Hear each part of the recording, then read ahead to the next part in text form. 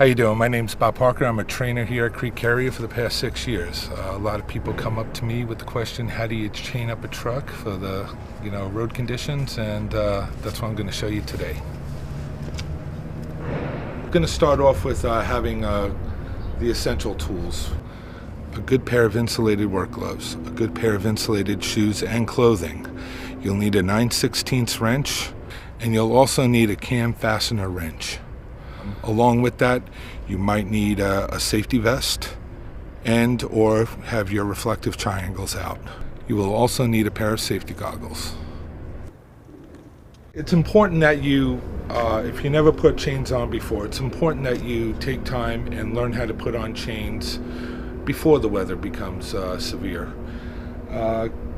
And also know that you're going to need, if you're going to be doing this out on the road, or if you're going to be doing this in inclement weather, to be doing this in a place where you can have good visibility and be seen. So we're going to start off by loosening this nut. And it does come with a washer and a bolt on the other end. So you're going to want to make sure that you keep that. Also remember that it's going to be snow all over the place, so you're going to be dealing with possibly dropping a wrench or a nut or a bolt, and that's going to make things a little bit more difficult. Right here on these hooks are where the chains are, and we're going to start by taking off the chains one by one, and I'm going to bring them over to the appropriate area of the truck where we're going to be hanging them. When laying out chains, real important to know that each set of chains has an inside and an outside. It has a front and a back, which the either how you look at it, one side's going to have the hooks, and the other side will contain the clasp, and there's a clasp. And to get started, I like to put the side without the clasp, the hooks, toward the tire. And this is because you're going to need to be able to reach and pull these up, and it's just a lot easier if the hooks are coming over the side. And hopefully you'll be able to see that with the demonstration. But the clasp had to be to the outside of the tire where you can tighten them up. In the position where you can tighten them up. So you'll have to stretch out the tires and get them laid out on the ground, such as this. Keep in mind, the less tangled they are, or the less, the more straight that you can keep the chains, that the more success you're going to have. If you notice, each side of the chain on the one side has actual hooks. These hooks we're going to actually fasten to the other side of the chain to where we'll hook it up to. There are also fastening cams, and these fastening cams will be on the outside of the tire. They're not on the inside. This is going to be so where we tighten up, we'll have a point to which to tighten from. A lot of people ask if they had to chain the trailer tires, and the answer to that is yes. The trailer still has brakes, and that's what the purpose would be. Not to move it through the snow, but we need it in braking, and it helps against jackknifing. I used to be able to put these tires on within 15 minutes. I don't think I can do so now anymore, but expect for you the first time to take about an hour, 45 minutes to an hour. And one of the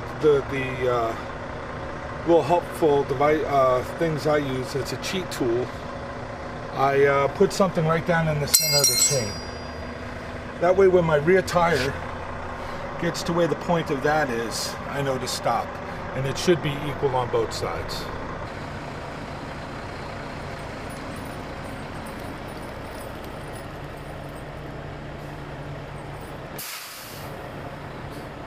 Okay, basically I start by picking up the one end. We got the tire on top of the chain. I pick up the one end and I drape it over.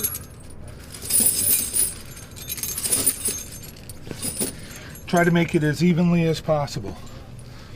So I have the hook side right over here, and the hook side, I'm going to try to make sure that the hook is going to be pointing out, not towards the tire. So when I fasten it, I'm going to go in, and then that's how it'll rest up against the tire. The same I'll do on this side. I'm not going to have the hook going in like this toward the tire. I'm going to move it away like that. That way the back of the tire is going to kind of help hold that all in. And then we're going to start by using the fastener cams. And I'm going to try to get this all even on here first. Keep in mind, after this is all complete, you may still have to go down the road a couple of miles and then stop again and take a look out, make sure everything's on okay still. What I'm going to do is I'm going to stick the cam fastener tool right inside the cam. I'm going to twist it and basically go around each side doing that, and it's further going to tighten up each side. Now we're going to go to fastening the bungees down. You should have at least 2 to 3 bungee straps for each tire that you're planning on chaining. Basically go from the outside of the tire over here, and if they're a little bit longer, you can cinch it down from this point, and try to keep in mind that the tighter that you go within the bungee cord limit, the more effective that this is going to be. We're going to cross over the tire at several points.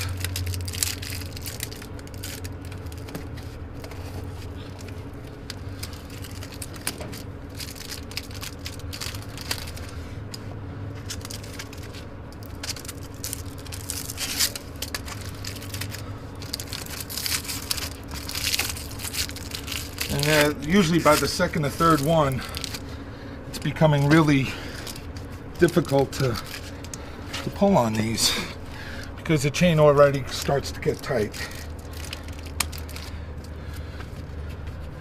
And if you've done it effectively, all the cross chains going across the tread of the tire is going to be really tight. On this chain we have one thing that's a little different. We have an actual clasp. This side has the clasp. We're going to hook the chain in through here and then connect the clasp. On the opposite side, it still has the hook. So you could have chains that are going to have both the hook and a clasp, or just 2 hooks.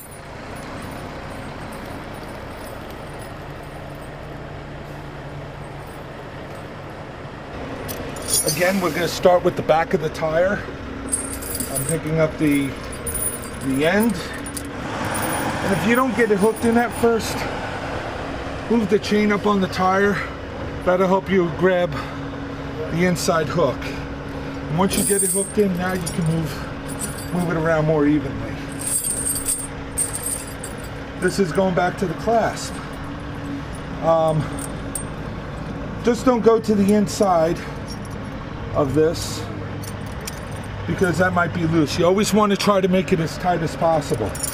So you might go down a link or 2 and then link it, then clasp it.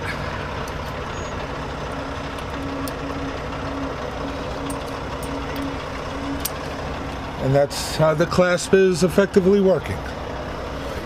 If you have any questions on how to do this or any further instruction, please talk to your terminal manager, your trainer, or the safety department, and they'll help you get the right information. Thanks.